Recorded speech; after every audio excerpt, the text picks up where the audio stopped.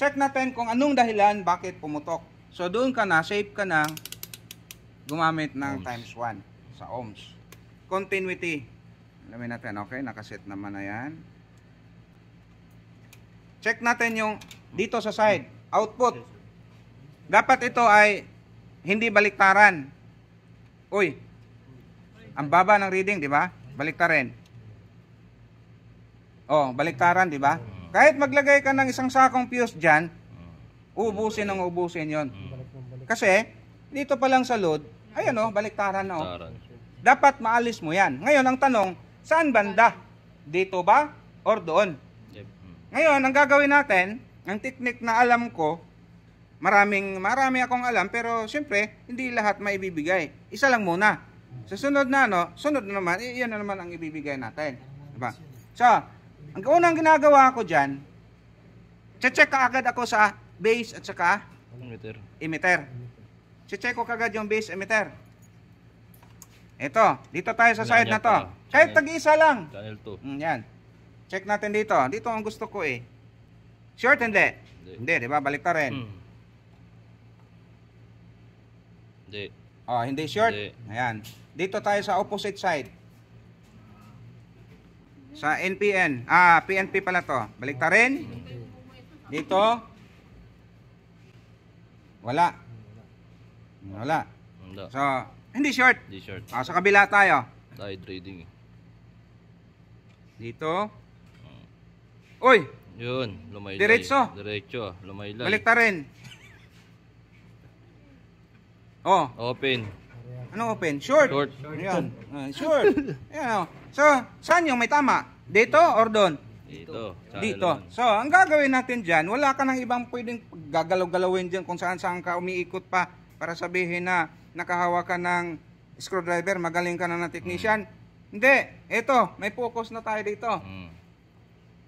Yung dahil na-identify natin yan ng mga sira yan, sigurado ako, may naiwan dyan or naubos. Kaya dito ka na mag-focus.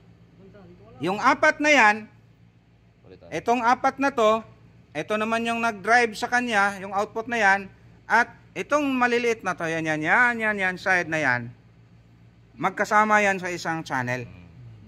Kaya yung focus natin, mula output, pa-atras doon sa pre-driver hanggang makarating ka doon sa differential amplifier.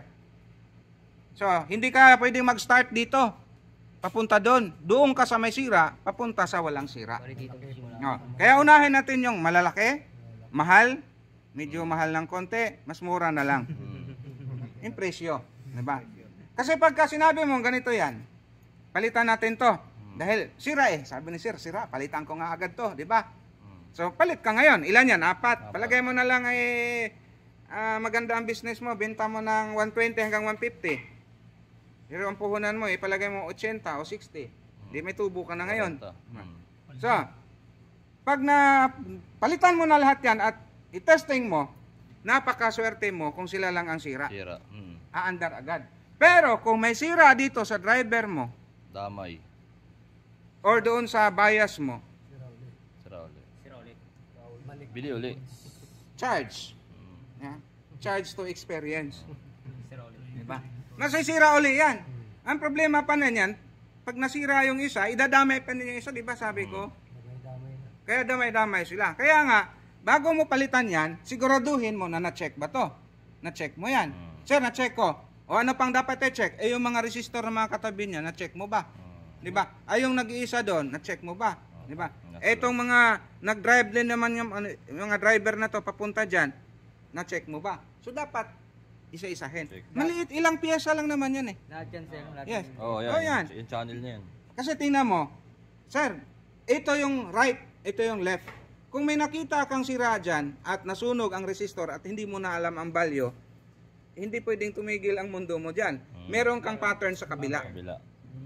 Diba? Tingnan mo yung itsura. Ayan. Kaya magkamuka. Ito, ayan. Kung sunog yan, ito yung reference mo. Di ba? Ito sir, nasira dito. Yes. Ito. Yes, may nakasulat din sa board. Ang problema, pag natusta ngayon yung board, yun yung reference mo pa rin. Ano madalas na sisira, sir, ito? Ha? Ano mong madalas na sisira? Ayan yung tinuro ko, madalas na sira. Ayan, mga transistor. Ayan. Saka yung driver. Okay. Ngayon, ito naman. Pag yan ay nabuo, na-check mo na lahat. Di ba? Kunyari, sira. Anong sira dyan? Napalitan mo na. Huwag mo munang i-load to. So, i-check muna natin yung tinatawag na voltage bias niya. Or bias voltage niya. Anong gagawin? I-check natin yung emitter at base. Base. Diba? Emitter at saka base. So, dapat, pag-check natin sa emitter base na yan, di ba short yan? Doon sa digital, makikita natin na may voltahe tayo makikita na at least 0.3 Voltage. to 0.4 volts. 0.3 ha? 0.3 to 0.4 volts. Lahat yan. Nakasaksak. Kaya nga, yung bias voltage ang i-check natin eh.